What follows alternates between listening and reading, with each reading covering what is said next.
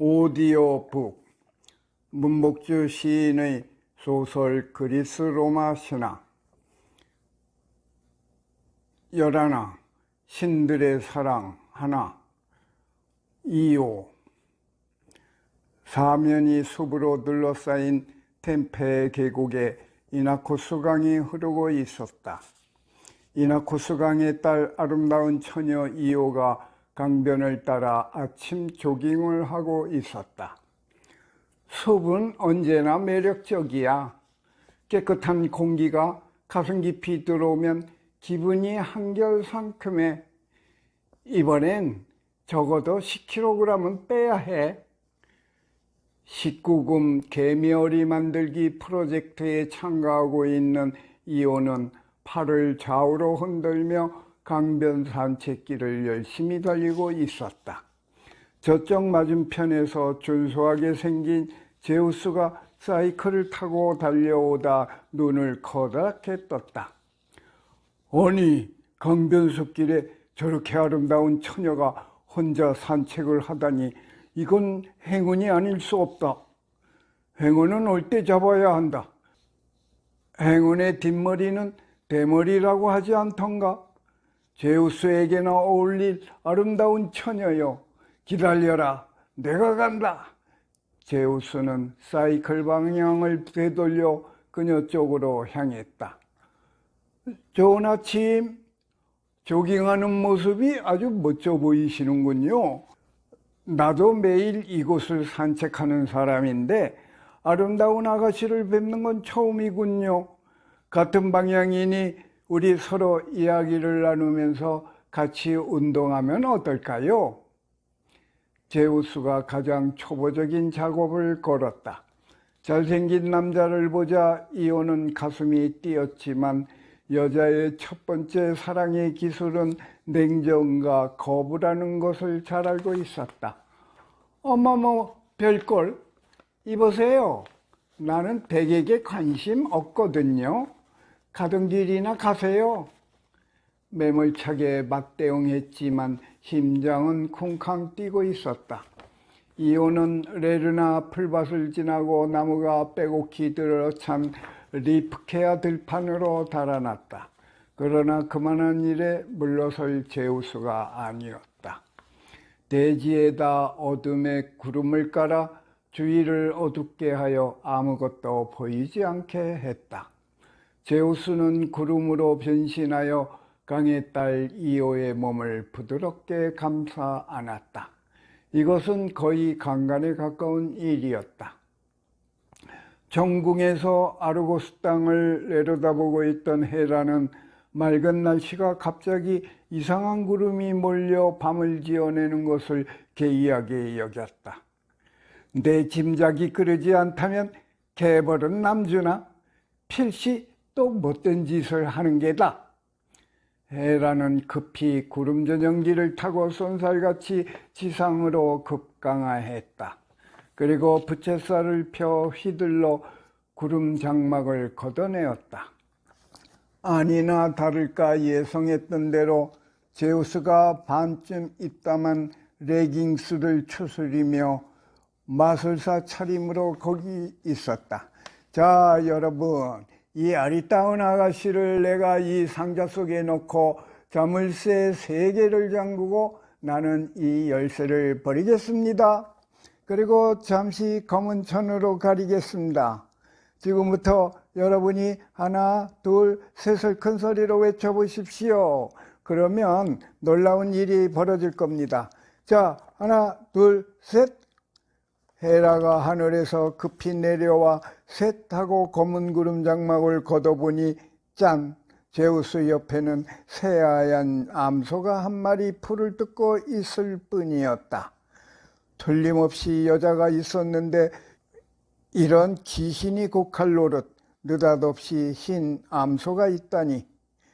헤라는 현장을 놓쳐 분했지만 제우스에게 말했다. 어머, 아주 예쁜 암소에게 풀을 먹이고 있었군요. 당신이 자연주의자가 되다니 놀라운 일이네요. 나도 갑자기 당신 따라 자연주의자가 되고 동물 애호가가 되고 싶어지네요. 이 예쁜 신암소 내게 선물로 주면 안 돼요? 나도 길러보게 내게 주세요. 헤라가 코먹은 소리로 말했다. 제우스는 난처했다. 모처럼 부탁하는 그녀에게 그깟 소 한 마리 줄 수 없다는 게 말이 안 되었다. 제우스는 암소로 변신시킨 아르고스의 왕 이나코스의 딸 아름다운 이오를 헤라의 손에 넘겨주지 않을 수 없었다.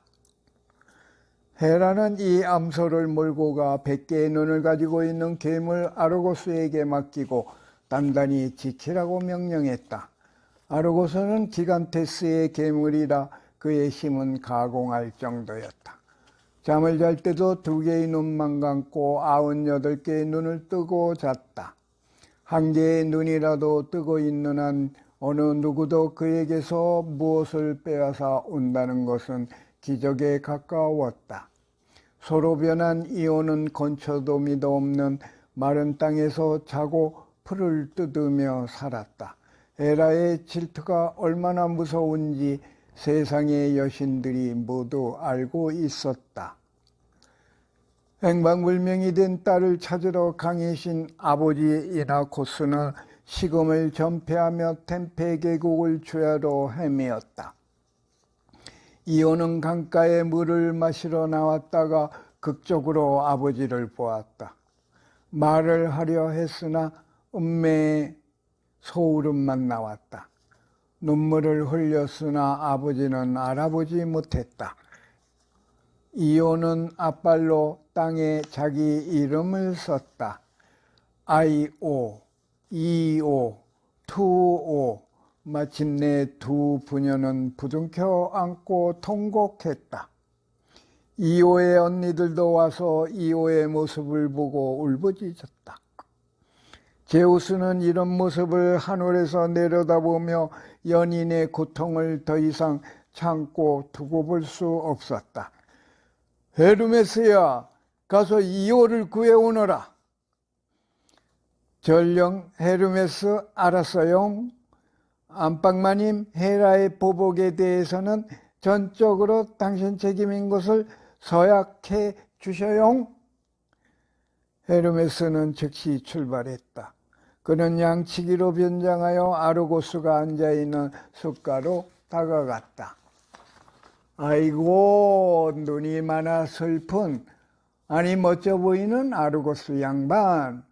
그늘이 아주 시원하구려. 소 한 마리 치는 어린 양반. 나는 저쪽 산에서 양떼를 치고 있어만 심심하고 무료해서 놀러 왔소이다. 아, 하품만 나오네. 이 근처에서 못 보던 양반인데. 아르고스가 응답했다. 제가 피리를 불 줄 아는데 피리 한 곡 들려드릴까요?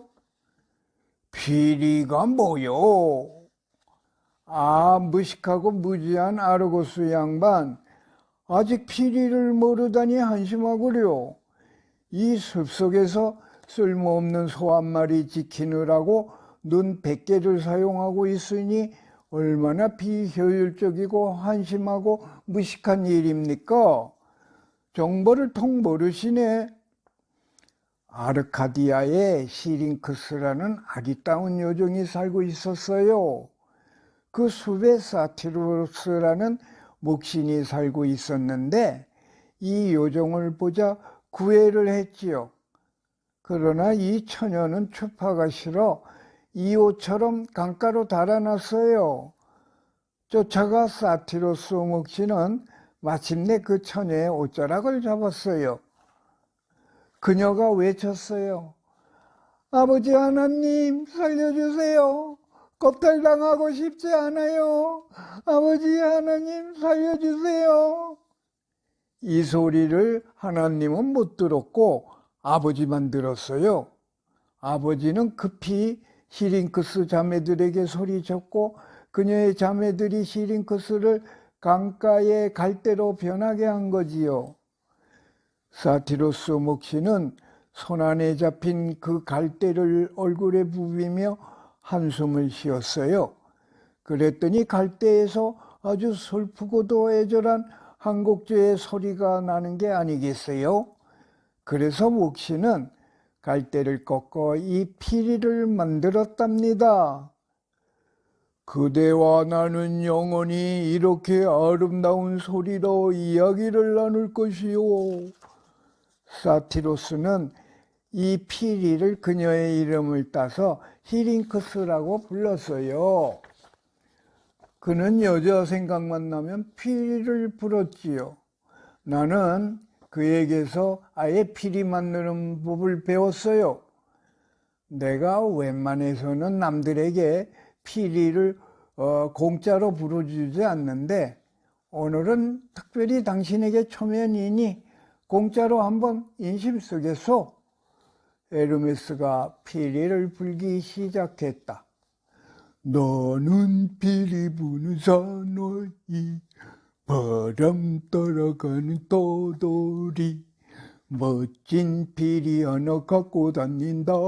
송창싱은 언제나 웃고 다니며 바람 따라가는 떠돌이, 멋진 피리 하나 불면서 언제나 웃는 멋쟁이. 헤르메스는 이야기하다 지치면 피리를 불고 피리를 불다 실증나면 이야기를 하면서 아르고스를 재웠다. 애초 음악에 무식한 아르고스는 마침내 밀려오는 졸음에 100개의 눈을 모두 감았다. 그때 때를 놓치지 않고 헤르메스가 초생딸 칼로 싹둑 아르고스의 목을 베었다. 아르고스는 찍소리도 못 내고 그 자리에서 죽었다. 헤르메스는 소의 고삐를 빼고 이오를 풀어주었다. 이 사실을 한 제우스의 아내 헤라의 분노가 극에 닿았다. 어디 두고 보자. 내가 누구더냐. 가정과 결혼을 지키는 신성하고 정결한 여신 아니더냐. 또한 질투의 여신 아니더냐. 가만두지 않겠다. 헤라는 죽은 아르고스의 시체에서 100개의 눈을 떼어내 자기의 신조인 공작의 깃과 꼬리에 그 눈을 달아주었다. 공작이 깃과 꼬리를 펼치면 별같이 100여 개의 빛나는 아르고스의 눈보석이 휘황찬란하게 빛났다. 헤라는 에리니에스 복수의 여신을 불러 이오를 광기에 미치게 하여 세상을 방황하게 하라고 명령했다. 헤라는 또한 온갖 진드기와 날파리를 보내 이오의 온몸을 물어뜯게 했다. 가려움은 죽음의 형벌이었다. 이오는 쫓아다니는 날파리를 피하려고 산을 넘고 강을 건너고 바다를 건넜다. 그녀가 건넌 바다를 이오니아해라고 부르고 보스포러스라 부르는 트라케 해협을 건넜다. 마침내 이집트 나일강가에 이르자 이오는 무릎을 꿇고 하늘을 우러르며 제우스를 원망했다. 나의 신, 나의 연인, 나의 제우스여. 내가 무엇을 잘못했기에 이런 천벌을 받아야 되나요? 사랑이 무엇이기에 이런 형벌이 따르나요? 차라리 당신을 모르는 게 나았어요. 나를 조금이라도 사랑하신다면 나를 죽이고 목숨을 거두어 주세요. 이게 나의 소원입니다. 올림포스 신들은 헤라를 손가락질했다. 아무리 시기와 질투의 여신이지만 해도 너무한다고 비난했다. 제우스의 무책임한 행동에 대해서도 비난했다. 왜 여자만 벌을 받아야 하느냐? 말이 되는 이야기냐? 여론이 이렇게 이오의 동정론 쪽으로 기울자 제우스는 재빠르게 사과 성명을 발표했다. 이번 이오 사건은 일전에 이미 처리된 일로서 올림포스 궁하고는 아무 관계가 없습니다. 다만 부도덕한 소치로 저의 잘못된 사소한 행동이 여러분들에게 실망을 드렸다면 깊은 유감으로 생각하는 바입니다. 이혼을 조건 없이 무조건 복권 조치하도록 하겠습니다.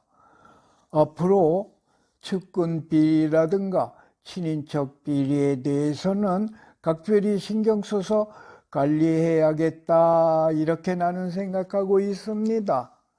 이번 일에 관련하여 제가 가지고 있는 재산 일부를 사회에 환원하겠습니다. 장학재단을 설립하여 기부 문화를 활성화해야 되겠다, 나는 이렇게 생각하고 있습니다. 제우스는 내각 대신 헤라에게 손이 발에 닿게 빌었다. 여보, 제발 신중의 신인 내 체면이 이게 뭐요? 제발 이번 한 번만 봐주시오. 내 절대 다음부터는 바람을 피우지 않겠소. 창피해서 얼굴을 들고 다닐 수가 없어. 한 번만, 안 되면 두 번만 봐주세요. 간신히 이호를 용서하겠다는 약속을 받았다. 이호는 신암소에서 다시 아름다운 처녀로 원상복귀되었다.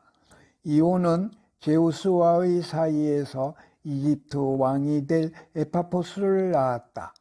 이호는 신을 섬기는 신관으로 신분 상승이 되어 이집트 이시스 신전의 제사장이 되어 영원히 살았다. 제우스의 연인 중에서 가장 심한 고통을 받았으나 나중에 영원한 제사장 이시스 여신이 되어 영원히 초항을 받게 되었다.